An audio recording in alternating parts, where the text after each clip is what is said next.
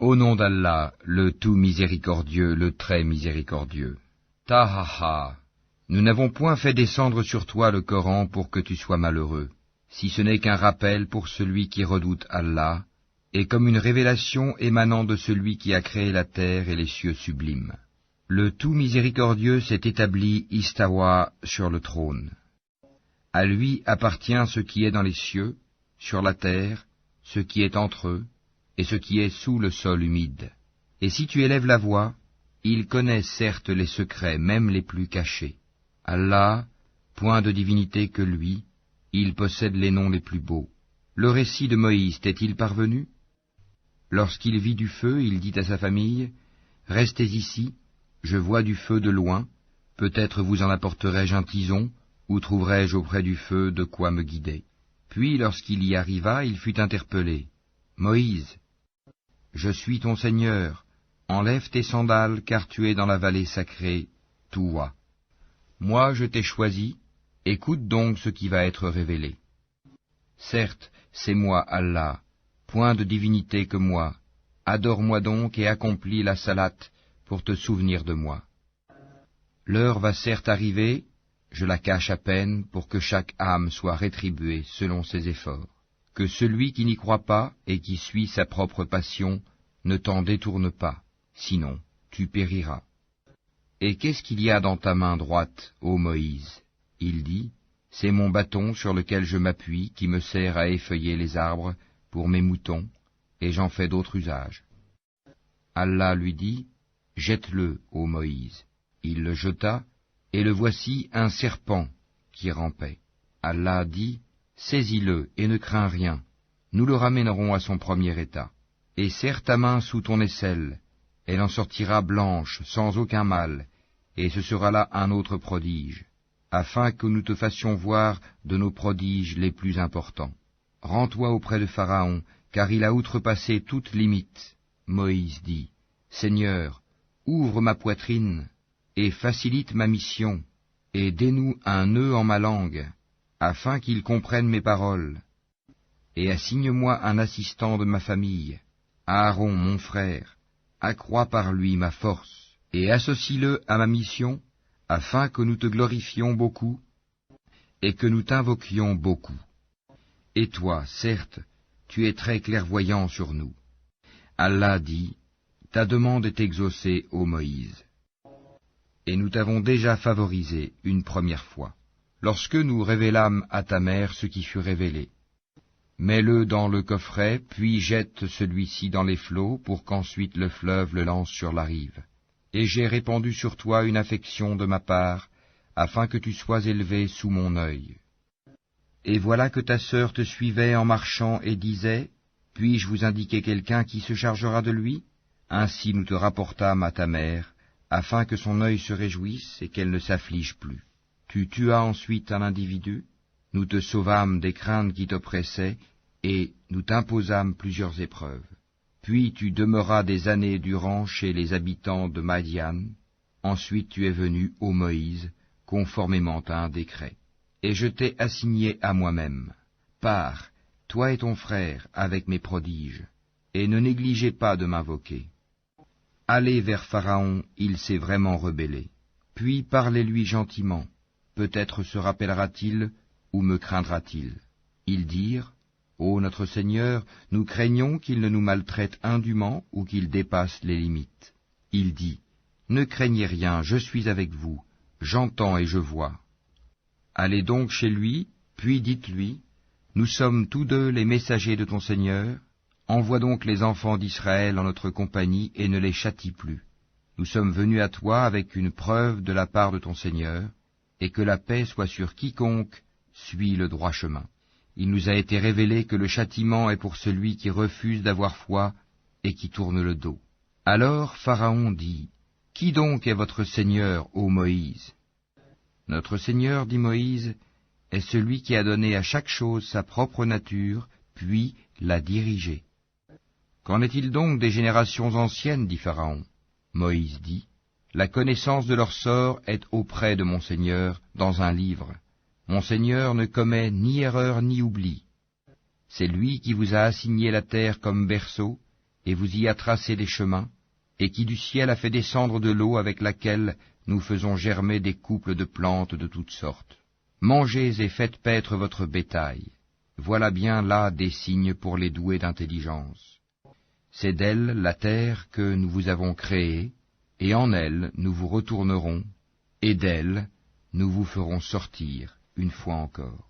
Certes, nous lui avons montré tous nos prodiges, mais il les a démentis et a refusé de croire. Il dit, « Es-tu venu à nous, ô Moïse, pour nous faire sortir de notre terre par ta magie? Nous t'apporterons assurément une magie semblable.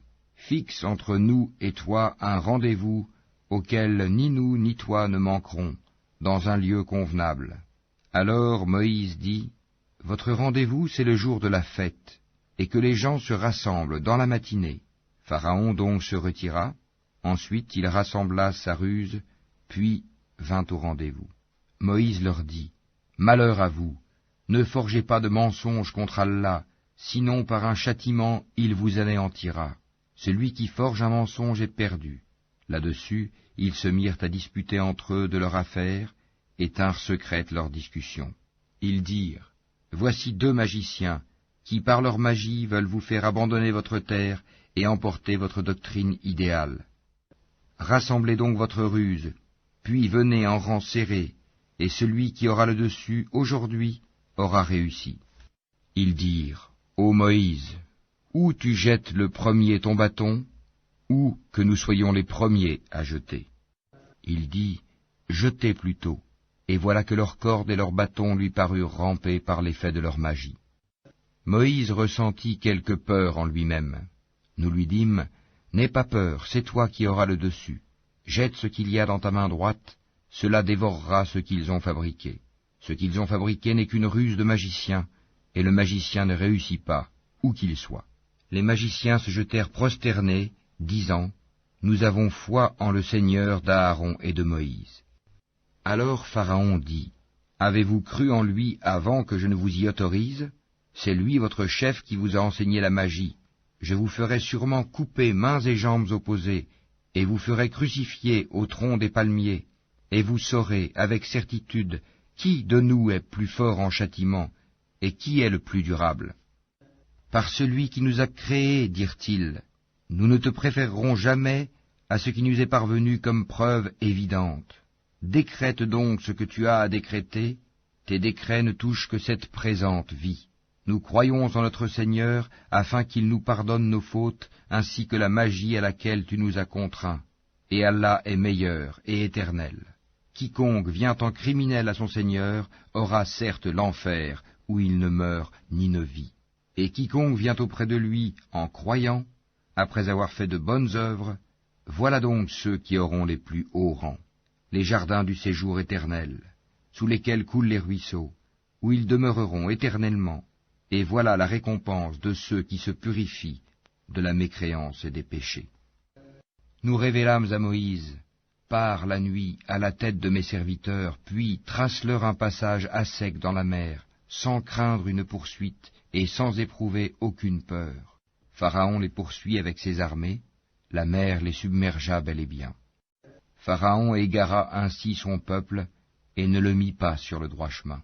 Ô enfants d'Israël, nous vous avons déjà délivrés de votre ennemi, et nous vous avons donné rendez-vous sur le flanc droit du mont, et nous avons fait descendre sur vous la manne et l'écaille.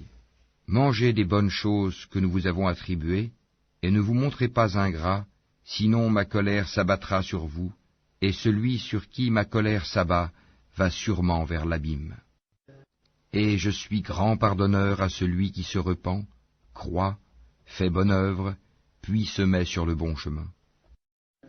Pourquoi, Moïse, t'es-tu hâté de quitter ton peuple?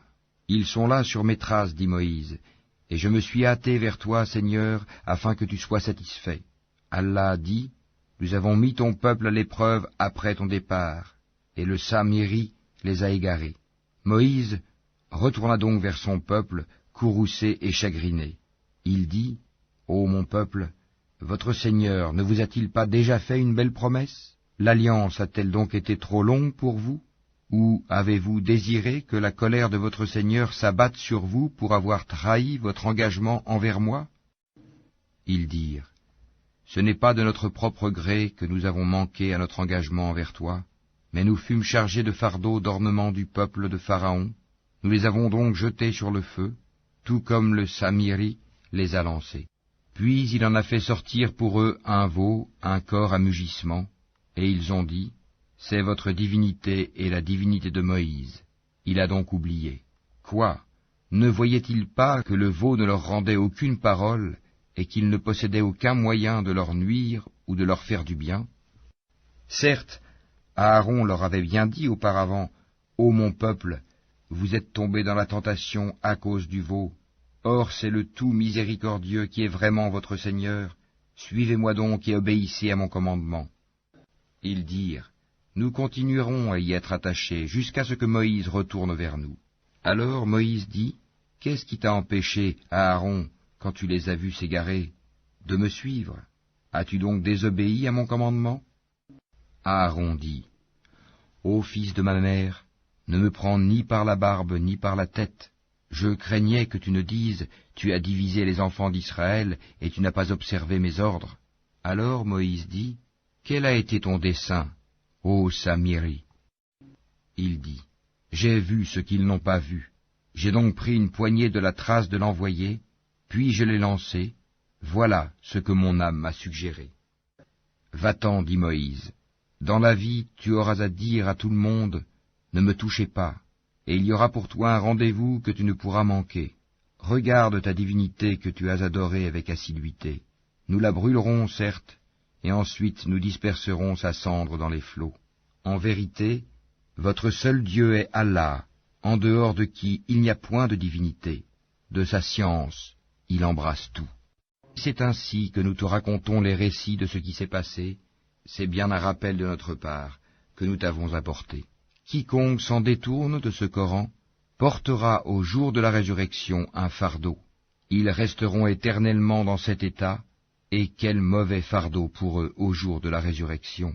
Le jour où l'on soufflera dans la trompe, ce jour-là, nous rassemblerons les criminels tout bleus de peur. Ils chuchoteront entre eux. Vous n'êtes restés là que 10 jours. Nous connaissons parfaitement ce qu'ils diront lorsque l'un d'entre eux, dont la conduite est exemplaire, dira « Vous n'êtes restés qu'1 jour ». Et il t'interroge au sujet des montagnes. Dis « Mon Seigneur les dispersera comme la poussière, et les laissera comme une plaine dénudée, dans laquelle tu ne verras ni tortuosité ni dépression. Ce jour-là, ils suivront le convocateur sans tortuosité, et les voix baisseront devant le tout miséricordieux. Tu n'entendras alors qu'un chuchotement. Ce jour-là, l'intercession ne profitera qu'à celui auquel le tout miséricordieux aura donné sa permission et dont il agréera la parole. Il connaît ce qui est devant eux et ce qui est derrière eux, alors qu'eux-mêmes ne le cernent pas de leur science. Et les visages s'humilieront devant le vivant, celui qui subsiste par lui-même, Al-Qayyum, et malheureux sera celui qui se présentera devant lui, chargé d'une iniquité. Et quiconque aura fait de bonnes œuvres, tout en étant croyant, ne craindra ni injustice ni oppression. C'est ainsi que nous l'avons fait descendre, un Coran en langue arabe, et nous y avons multiplié les menaces, afin qu'ils deviennent pieux, ou qu'ils les incitent à s'exhorter. Que soit exalté Allah, le vrai souverain. Ne te hâte pas de réciter le Coran avant que ne te soit achevée sa révélation. Et dis, ô mon Seigneur, accrois mes connaissances. En effet, nous avons auparavant fait une recommandation à Adam, mais il oublia, et nous n'avons pas trouvé chez lui de résolution ferme. Et quand nous dîmes aux anges, prosternez-vous devant Adam, ils se prosternèrent, excepté Iblis, qui refusa. Alors nous dîmes, ô Adam, celui-là est vraiment un ennemi pour toi et ton épouse. Prenez garde qu'il vous fasse sortir du paradis, car alors tu seras malheureux, car tu n'y auras pas faim, ni ne seras nu. Tu n'y auras pas soif, ni ne seras frappé par l'ardeur du soleil. Puis le diable le tenta en disant, ô Adam, t'indiquerai-je l'arbre de l'éternité et un royaume impérissable? Tous deux, Adam et Ève, en mangèrent. Alors leur apparut leur nudité, ils se mirent à se couvrir avec des feuilles du paradis. Adam désobéit ainsi à son Seigneur, et il s'égara. Son Seigneur l'a ensuite élu, agréé son repentir, et l'a guidé. Il dit, « Descendez d'ici, Adam et Ève, vous serez tous, avec vos descendants, ennemis les uns des autres. Puis, si jamais un guide vous vient de ma part, quiconque suit mon guide ne s'égarera ni ne sera malheureux. Et quiconque se détourne de mon rappel mènera certes une vie pleine de gêne, et le jour de la résurrection, nous l'amènerons aveugle au rassemblement. Il dira, « Ô mon Seigneur, pourquoi m'as-tu amené aveugle alors qu'auparavant je voyais ?» Allah lui dira, « De même que nos signes enseignements t'étaient venus et que tu les as oubliés, ainsi aujourd'hui tu es oublié. » Ainsi sanctionnons-nous l'outrancier qui ne croit pas aux révélations de son Seigneur, et certes, le châtiment de l'au-delà est plus sévère et plus durable. Cela ne leur a-t-il pas servi de direction que nous ayons fait périr avant eux tant de générations dans les demeures desquelles ils marchent maintenant? Voilà bien là des leçons pour les doués d'intelligence. N'eût été un décret préalable de ton Seigneur, et aussi un terme déjà fixé, leur châtiment aurait été inévitable et immédiat. Supporte patiemment ce qu'ils disent et célèbre sa louange avant le lever du soleil, avant son coucher et pendant la nuit, et exalte sa gloire aux extrémités du jour. Peut-être auras-tu satisfaction. Et ne tends point tes yeux vers ceux dont nous avons donné jouissance temporaire à certains groupes d'entre eux, comme décor de la vie présente, afin de les éprouver par cela. Ce qu'Allah fournit au paradis est meilleur et plus durable. Et commande à ta famille la salate, et fais-la avec persévérance. Nous ne te demandons point de nourriture, c'est à nous de te nourrir. La bonne faim est réservée à la piété. Et ils disent, pourquoi ne nous apporte-t-il pas un miracle de son Seigneur? La preuve, le Coran, de ce que contiennent les Écritures anciennes ne leur est-elle pas venue?